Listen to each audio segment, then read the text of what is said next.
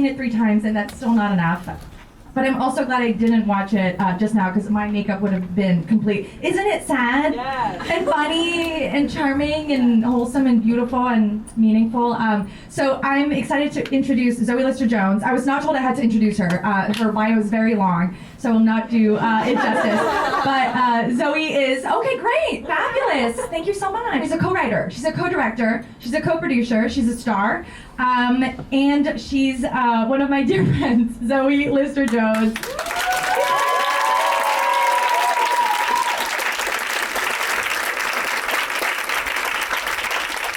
Wow. We specifically asked for slushies.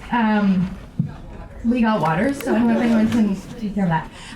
That was so great. How do you feel? Oh God. Big day. Yeah. No, I feel it's so exciting to be in a movie theater. Like, this is so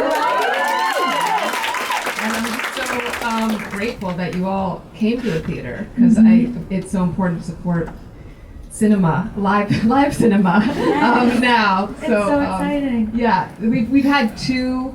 We premiered virtually at Sundance, and then we premiered virtually at South by Southwest, and then we had a live, like, outdoor screening at Tribeca.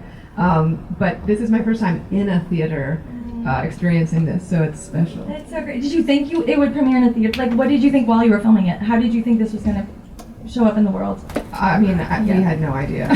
Yeah. It was like, when we conceived of it pretty early on in quarantine, I think just out of, like, pure, like, desperate need to put our emotions somewhere, all of the, like, anxiety and fear and uncertainty, and we're doing a lot of virtual therapy where I was being pressed to talk to my inner child, and I didn't know how to. So I figured I'd just write a movie about it.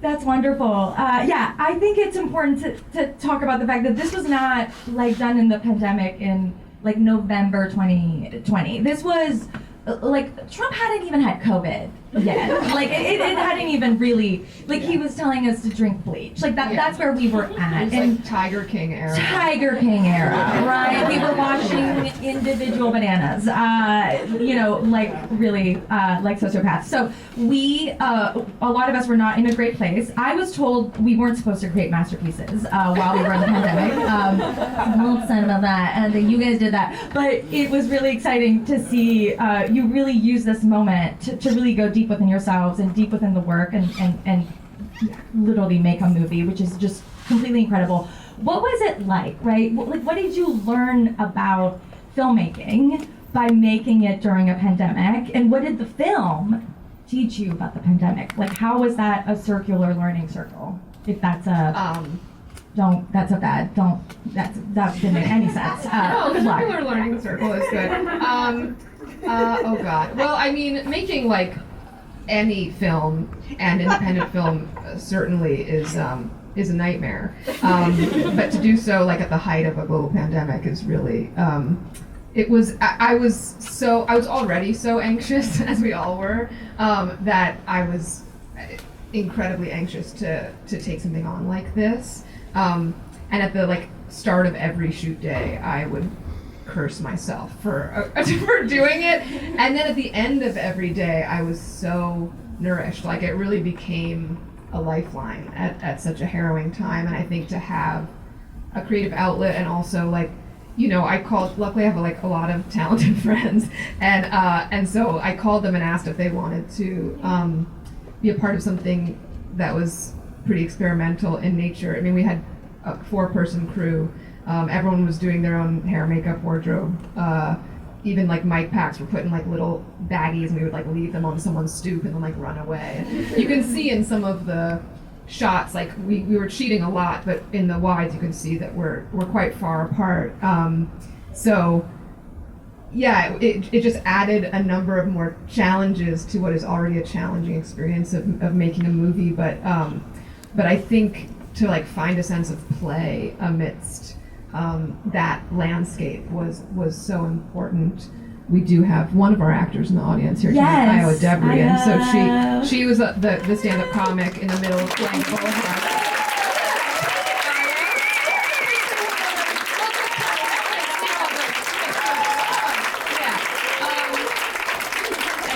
give her a shout out. But yeah, like people were concerned about about COVID safety protocols. But I think we were able to definitely assure them that all of those things would be taken care of. It was more of like we were at that time when I think it was scary for people to know where they would be on any given day emotionally, and could they show up and be funny. And I think I hope we assured them that, like, because we were creating the most intimate sort of play space that we could, but also the narrative was such that it was like adjacent to what we were actually living, that we were just like, you show up wherever you are, and that's where you can be. Many of them were in their own backyard, so they were literally just showing up where they were. But yeah, I mean, what did I learn about filmmaking? I guess it was really nice to return to like guerrilla filmmaking roots, because it is just sort of like the most distilled version of the art form, where there's like zero cooks in the kitchen. You get to be, in charge of every last decision, which is also, a lot of responsibility. And with, talent of that caliber too, which you would never be able to just call up. I mean, maybe, but there would be many people to go through, many logistics to sort of talk about, and to just really go in and do it in that guerrilla style must have been really, really, really exciting. Yeah. I think it was cool. I mean, like, I was talking to Olivia Wilde about this, where it's like, even on like the indiest of indie films, there's a makeup person in a basement, or like in like a church basement, like doing some like garbage on your face. But like this, like it was actually really nice. Like it was just like there was such immediacy that I think is so rare to find. That's incredible. And by the way, we're going to be taking a few questions in 7 minutes or so. So come up with good questions, because I'm sure they're burning inside of you. So I would love to talk about was that a weird thing to say? Okay, burning questions? Burning inside, outside? I don't know. I don't know how to talk. I don't know how to be around people. Listen, what are we doing? Like, once we get through the vaccination question, there's really not much else to talk about. We were just talking about how if you're not rusty socially, we know you did something you shouldn't have been doing this whole time. You know what I mean? So I've been alone most of the last 15 months, or with you, on art. And we were staying 6 feet apart. I think at times we were 9 feet apart. Yeah, I think you enforced it. Walks, and Liz has a cameo in that party scene. She is, her back is who Whitney is talking to about shooting through metal. So. And I remember coming to that party, and it was, again, the part of the pandemic, like Whitney was like, if you're asymptomatic, you can't pass it on. We're getting, like, the CDC had just, and it's totally not true. But we all thought it was true, because that's where we were at in this moment in history. So anyway, speaking of trauma, so I think truly this film makes me, when we, just that scene with you and Cailee is so, every single time I just bawl and I just cry, and I just think there's something, first of all, so cool about inner child work, and how we talk about this all the time, that it's like when you're doing it, you kind of feel like a loser, like you're like, oh, I love you, or like, I'm just gonna show myself some self-care, like you are loved, like it can feel very trite and ridiculous. But I think that you really visually and emotionally and spiritually, like all of the ways, you really show it in a way that's, I think, achievable for people and cool for people. And you go beyond the I love you child that was abandoned or broken or neglected, and you show the inner dependence, right? That it's not just about reparenting, it's also about learning, and that the child has, if not more, to teach you than you do. And so, yeah, I'm just, wow. I truly, like, I think it's very rare to see in an art form something so, for me, like radical in terms of that, and in terms of offering that as an offering to people in a moment where we're all, dealing with a lot. So, I'm curious for you, like, did it help you do any kind of therapy, and did some stuff come up for you even in the filming of it? Yeah, I mean, like the fight scene between Cailee and I on the street, and then the beach scene, obviously, it took me a while to like figure out, what I needed to say. I mean, I was literally doing like my therapist's homework, because it does feel really like, what is there, it's blame, and just like, you can say it, but how do you actually embody it, which is like the journey of self-love. And I think especially this year, like so much of that came to such sharp focus, like how we talk to ourselves and how we like face ourselves when there's no one else to face. So yeah, I mean, I think that these were incredibly cathartic scenes to write and to perform. I think for both Cailee and I, because Cailee and I were going on these 6-foot walks too, and talking a lot about our inner children. Like, I sent her a book that my mom, who's in the house tonight,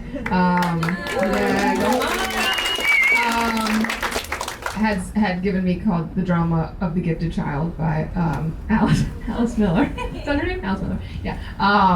And so like we were doing a lot of like work off screen that then bled into the filmmaking, which is always, I think, the most fun.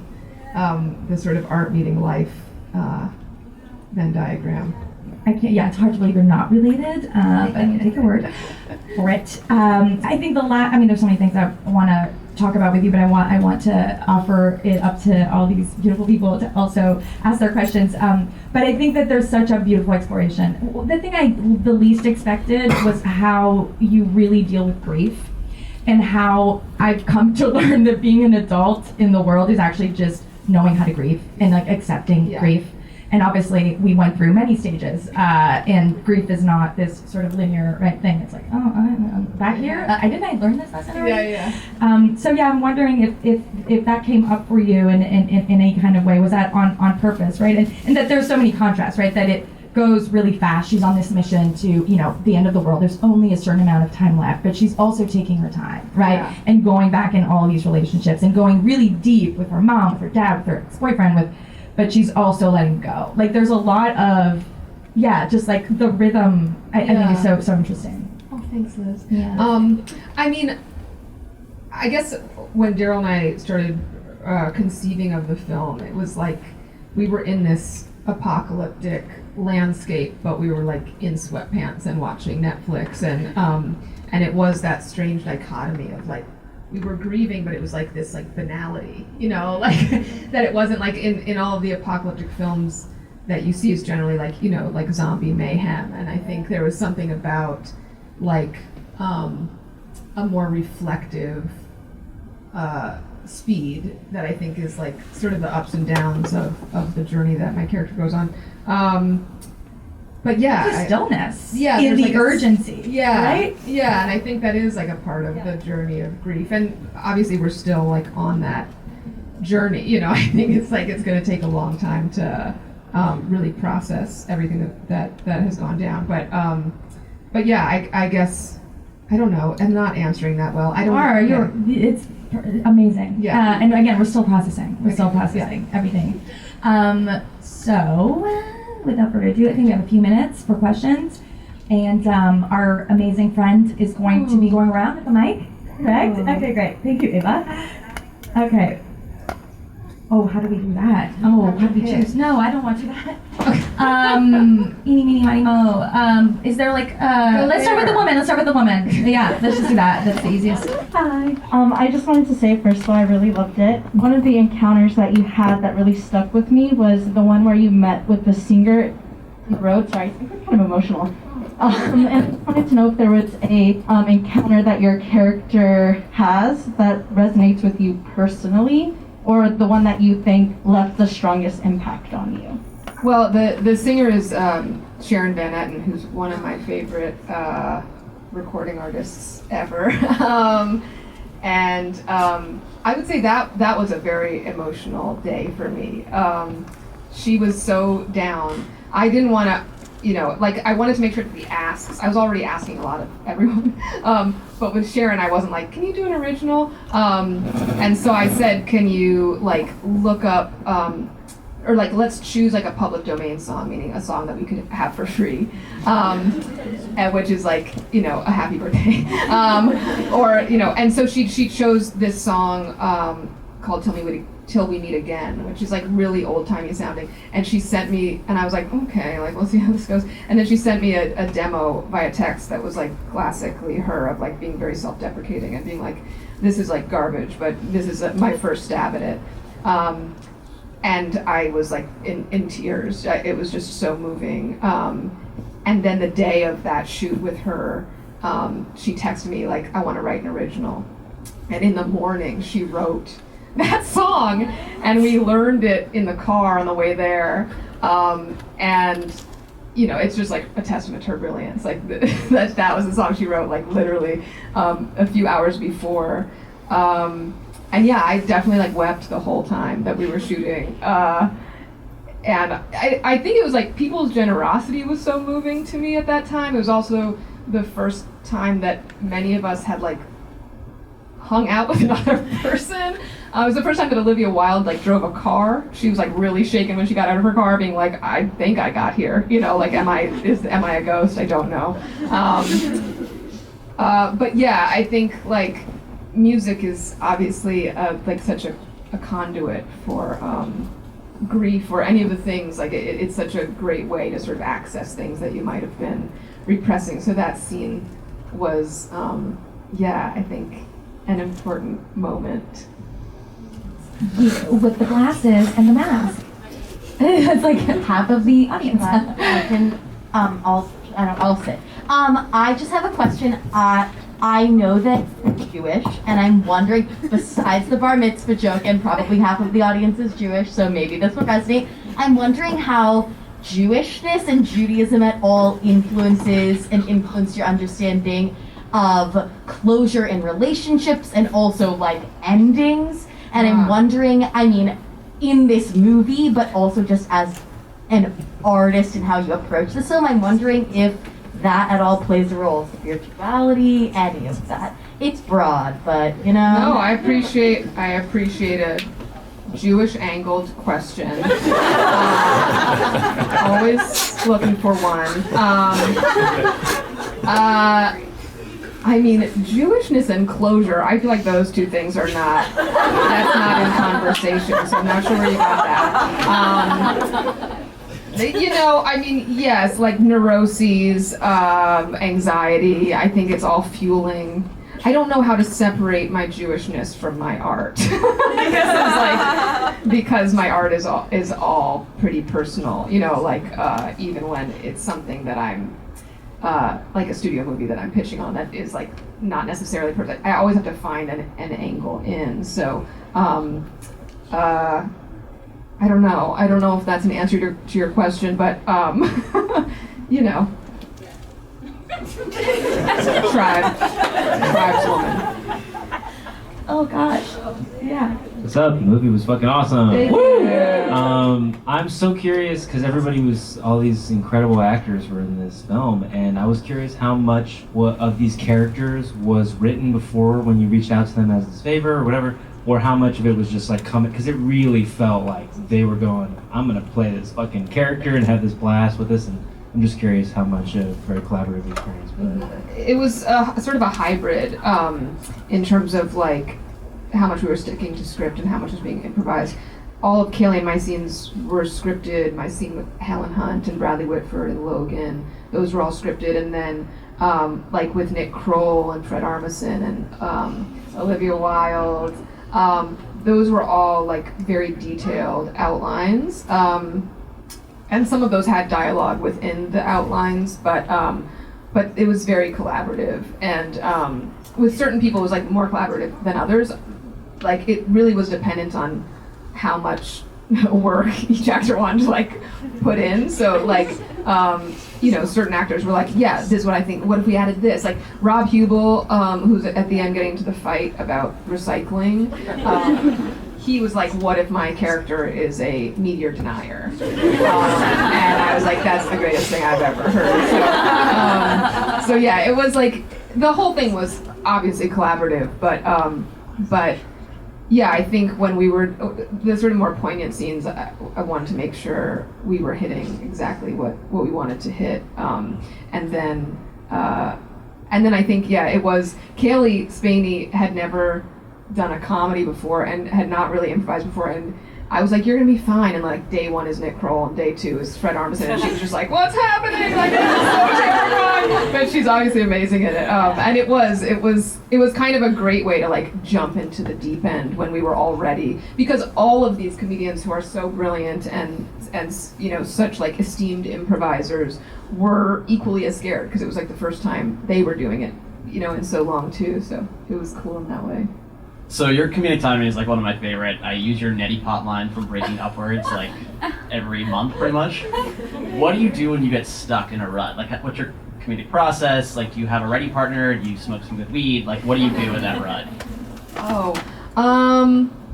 Well, I mean, Daryl and I wrote this together. I've written things with him and then also solo. I think probably like when I'm in a rut, as a writer, I tend to like stop and like do something, like take a shower or watch something dumb, or like I feel like it's those moments where you can turn your mind off and get to like that liminal space, or even just like go to sleep is always a good thing to do. I like feel like I like get my best ideas like going to sleep and waking up. It's like when your mind is in that state of like not trying to come up with jokes. As a performer, I don't know how I do it, man. I just no, I don't know. It's like the rut. I guess you have to like be okay with like failing like that, and I think this movie was a great experiment in that, like that it was okay to fall on your face, which is always the scariest thing to do. But I'm glad you like the neti pot lines. They haven't sponsored me yet, but I'd love a campaign. On that note, you did not fall on your face. This is an amazing movie. Thank you so much for making it and bringing it to us as this offering, this post-pandemic. Okay, not post, but middle, we don't know. Whatever somewhere this is, in yeah. the pandemic where we are. Thank you so much. Thank you. It's so brilliant. And thank you, Liz, for moderating. Thank you, Angelika. And thank you Yes. to all of you. Like, spread the word. We're a little movie, so Yeah. tweet, Instagram, tell your friends, everything you can do. TikTok, definitely TikTok. Snapchat. Still a thing, yeah. All right. Thank you Thank so you. much. Thank you.